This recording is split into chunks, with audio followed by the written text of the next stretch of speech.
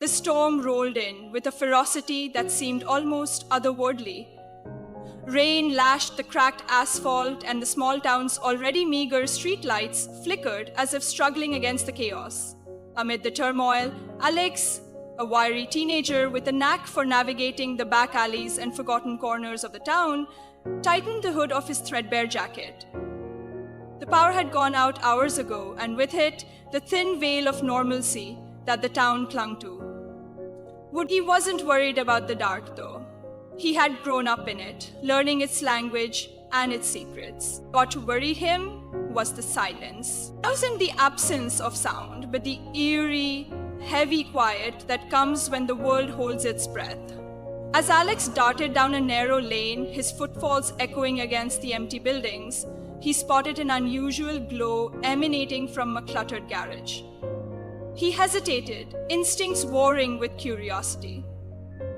Finally, curiosity won, as it often did. Inside, a man hunched over a table strewn with wires, tools, and incomprehensible blueprints. He didn't notice Alex at first, muttering to himself as sparks flew from some contraption in his hands. The man was tall and gaunt, his face framed by disheveled gray hair and glasses that reflected the bluish light of a nearby monitor. Alex recognized him. Elliot, the town's eccentric recluse. People said he had once been a brilliant inventor before retreating into obscurity. "You lost or just nosy?" Elliot's voice cut through the hum of his work, startling Alex. "I saw the light," Alex said, stepping inside cautiously. "The whole town's dark, but you've got this." He gestured at the chaotic workshop. Elliot set his tools down, studying Alex with an intensity that made him squirm. "I'm working on something important, not for prying eyes." "Relax," Alex replied with a shrug. "Not like I know what to do with any of this. I was just wondering if you had power. People out there could use it." Elliot's gaze softened for a moment, before hardening again. "And what makes you think they'd care? People don't appreciate what they don't understand. They'll take what they need and move on." Alex snorted. "Yeah, well, maybe they'd appreciate it if you stopped hiding in here and actually showed them something useful." The words hung in the air, daring and defiant.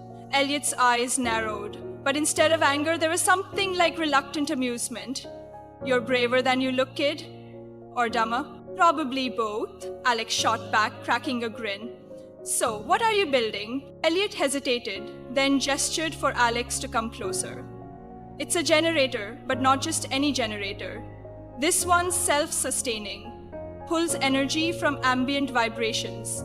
If it works, it could power the whole town indefinitely, even in this mess." Alex's eyes widened. "So, why haven't you turned it on?" "Incomplete," Elliot admitted, his voice tinged with frustration. "One wrong move and it could blow out half the grid, or worse." The answer came. "People," he replied, with absolute conviction. Alex looked at the cluttered table, then back at Elliot. "What if I help?" he asked. "Do it," Elliot blinked, clearly not expecting the offer. "What could you possibly know about this?" "I don't know wires and circuits, but I know people," Alex said. "You've got the brains, but I've got the guts to get what you need. Besides, looks like you could use an extra set of hands." "Yes, people," he replied. For a moment, Elliot didn't respond. He seemed to be weighing something, not just about Alex, but about himself. Finally, he nodded. "All right, but don't touch anything unless I say so." The hours that followed were a whirlwind of improvisation and tension. Elliot explained his designs in clipped, precise terms, while Alex used his resourcefulness to scavenge missing parts from nearby abandoned buildings.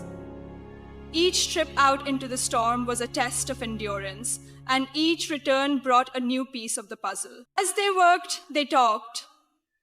Tentatively at first, then with growing ease. Elliot spoke of his disillusionment, of how his greatest inventions had been dismissed or exploited.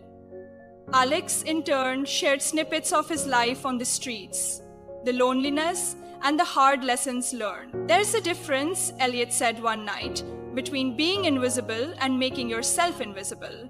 One is a curse, the other a choice. Alex looked at him, his face shadowed, but his eyes bright.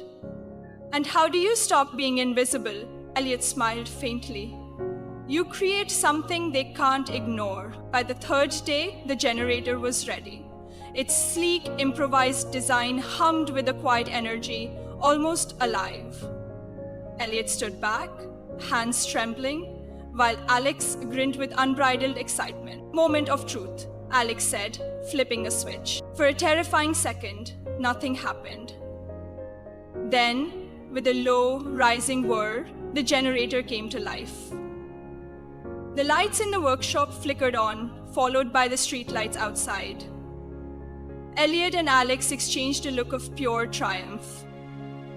Short-lived. A loud crack echoed from the generator, followed by a shower of sparks. Elliot lunged toward the machine, his hands flying over the controls, but Alex grabbed him and pulled him back, just as a small explosion rocked the garage.